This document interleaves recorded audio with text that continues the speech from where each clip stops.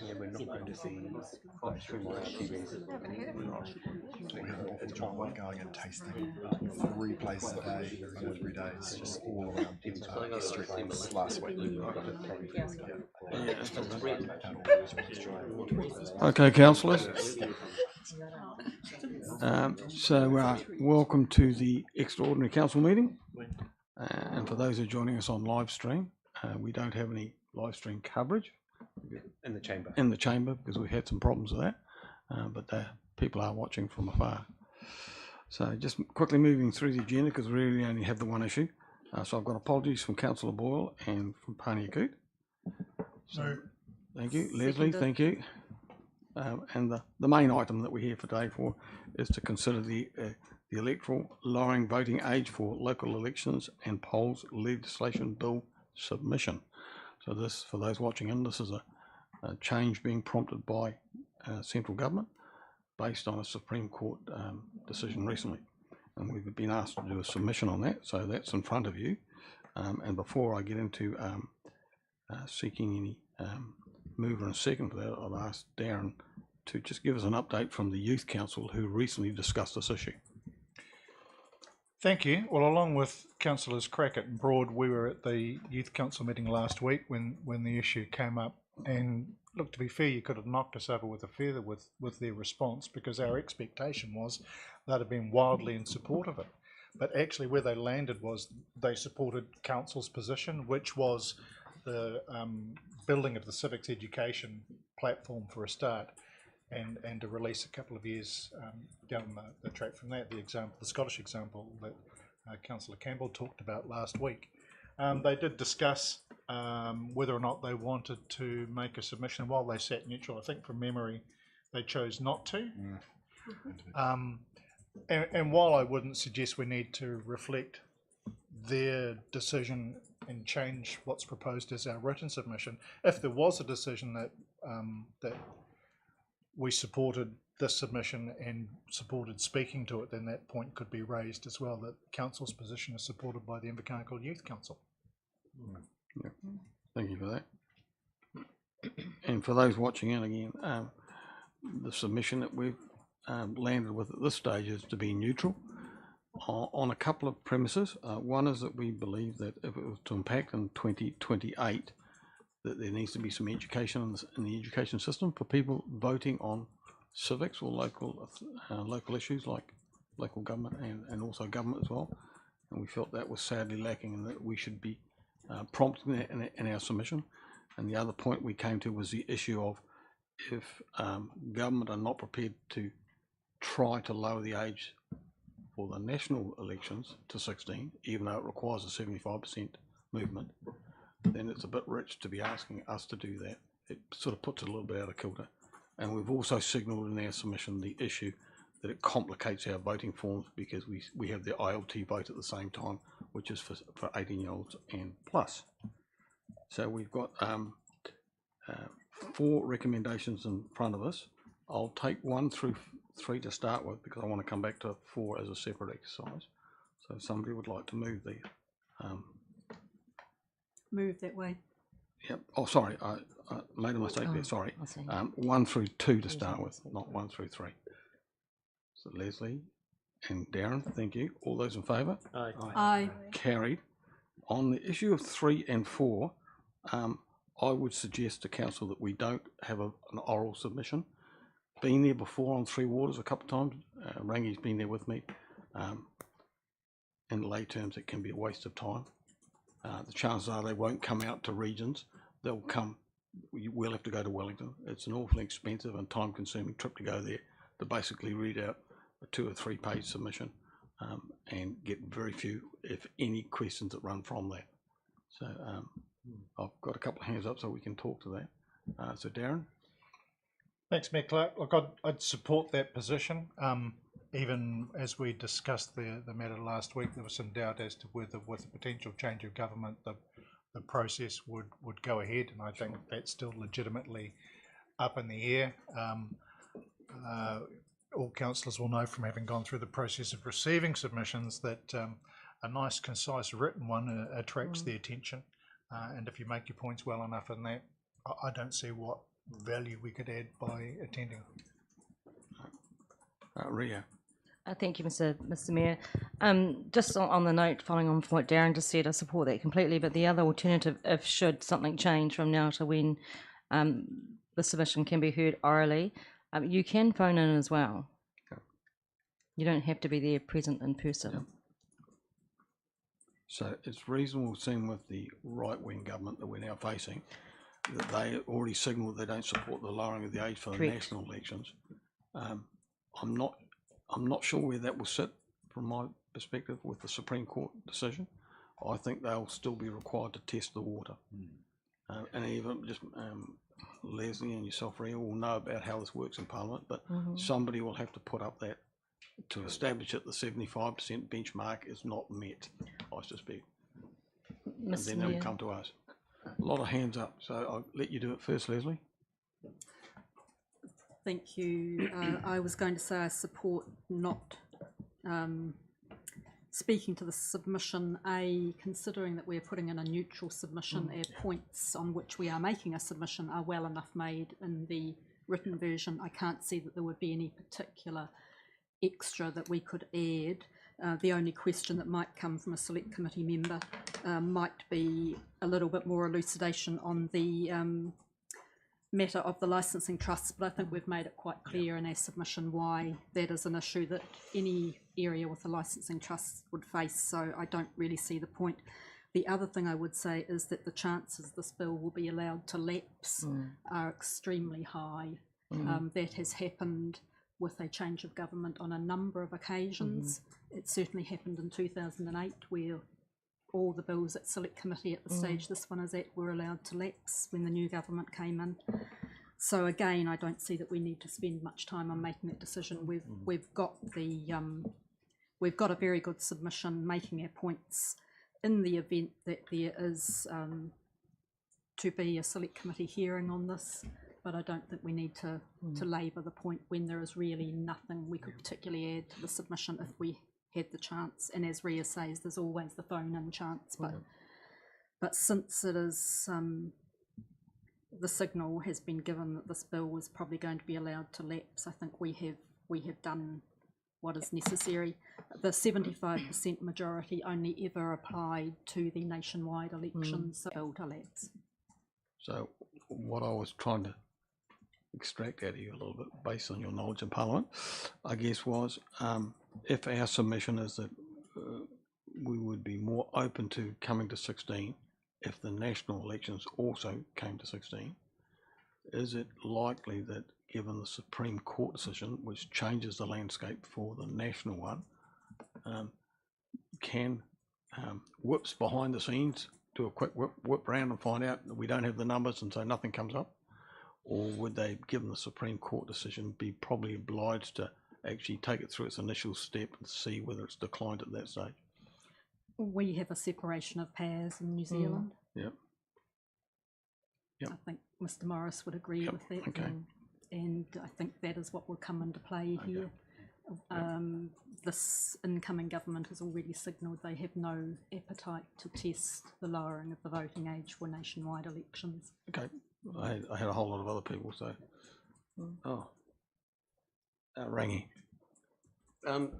Look, can someone enlighten me, please, on this civics thing, teaching civics? Now, people throw their word around a bit, but I actually don't quite get in a high school curriculum what would you teach them about local government, or what actually is it? What's it aiming for? Government in general. It's governance and government. What is the structure, top down? How does our country? No, sorry, are we From the talking Crown about? to a community board. Are we talking about central government? Both. No. I mean, we were already taught that in high school. How long ago was that? Yeah, I don't know. Well, I imagine they teach it now. They taught me. No, we have national standards now. Curriculum Nothing. has gone through many nothing's taught. changes. It's too They're not allowed political. to. Yeah, I think what Trish said yesterday, at the last meeting, and Trish would know, given her role in education, is that it's not taught and it needs to come under the curriculum.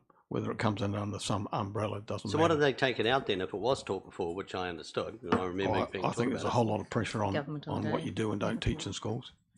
Yeah, it's changed over time, and we were of the view that it should be taught to high school children, teenagers, so they have an understanding both at the national and local level, and that gives them some idea of how they can have input into some of the decision making.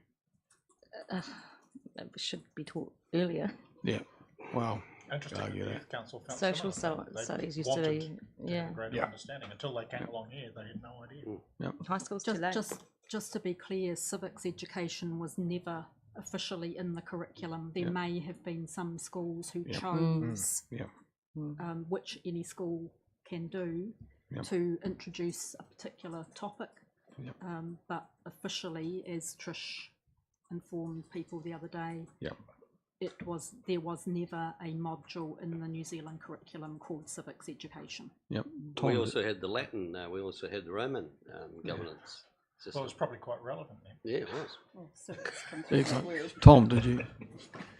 I've got you. I think I was really just going to echo what Ria said about if there was an opportunity to join electronically. I think for the sake of 10 or 15 minutes of your time, Mayor, there is I think a strong and pretty much unanimous feeling in this room that civics education is important, irrespective of the voting age.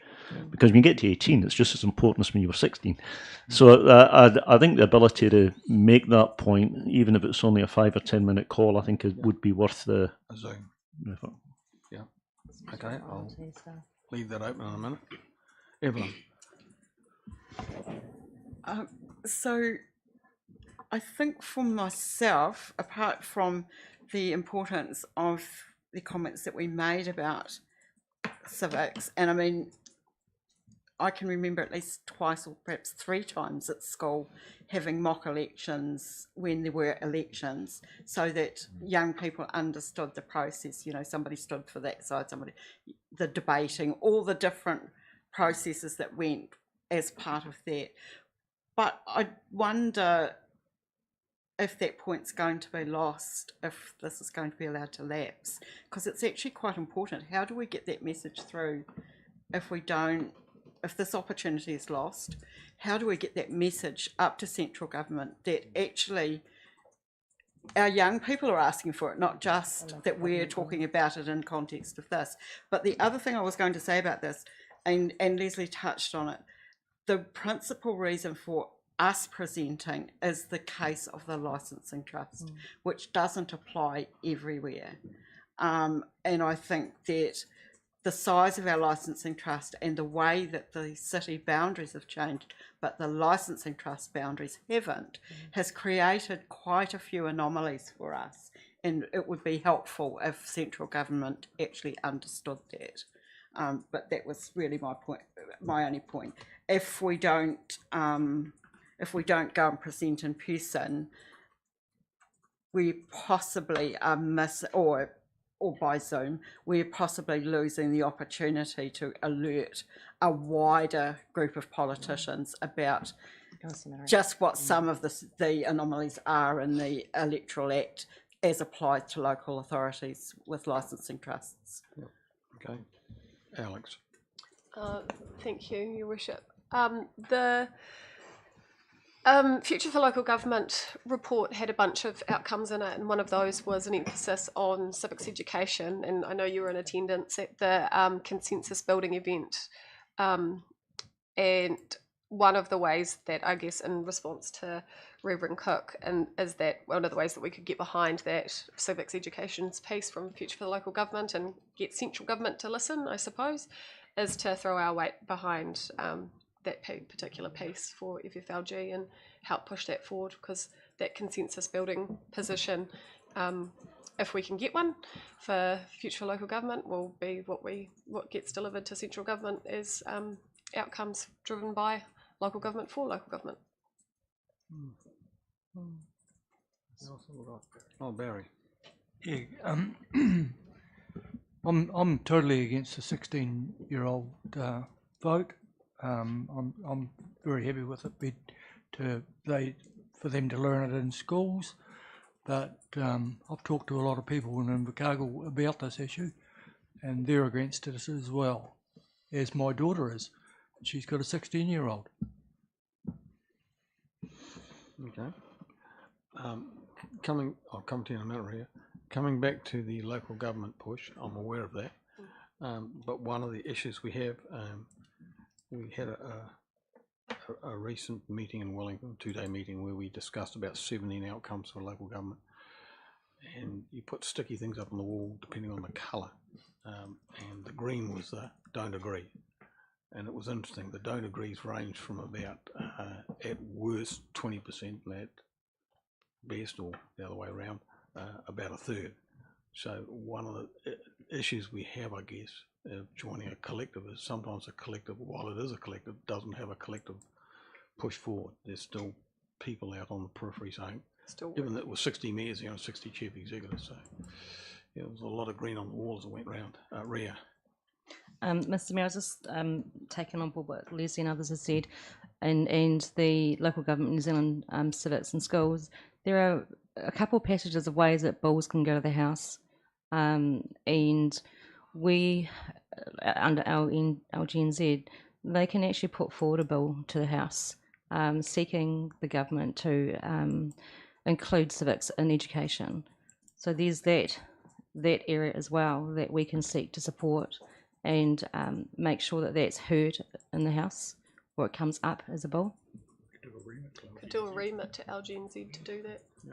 Yeah, because there's two ways that they can go to that. Well, yeah, two ways. So Bills in can some go, a cases, government bill and a local government bill. some areas up north have actually got an agreement between the principals of the school and the council. So the councils actually go out and help do part of that civic education as well, which can be quite rewarding. Yeah. So that's an option. Mm. Nobody else? Okay, if it's the wish of the table, we could amend 3 to say that we do want to speak to the submission by Zoom. And why I suggest that is because the last time I went to Wellington for the Three Waters one, I had one committee member sitting in front of me and the other 5 were all on Zoom. Yeah, I watched it. It was just frustrating. Got no questions at all. So I think it's quite capable of doing it in reverse as well. Happy to move that we present electronically. Yeah. Thank you, Darren, for the second. Yeah. Anybody want to speak to that issue before we put the vote? No? All there? All those in favour? Aye. Aye. Carried. Now you need to nominate somebody to do the speaking. Are you not going to do that? Oh, I'm happy to do it, but Who? I mean, I wasn't opposed or in favour when we initially had the vote. I was very much wanting to be neutral. I think there's some conditions under where a 16-year-old could be okay to vote, but there's a lot of, as Tom said, in the Scottish situation, there's a lot of water needs to go under the bridge, but to prepare people for that sort of role that we place on them. So, and we just need to encourage central government to make that happen, and we can do our bit alongside it. We can put a bill for it. Second that then. Second day, you got the Mayor? yeah. All those in favour? Aye. Carried. There being no other business, the meeting comes to an end, and we've got.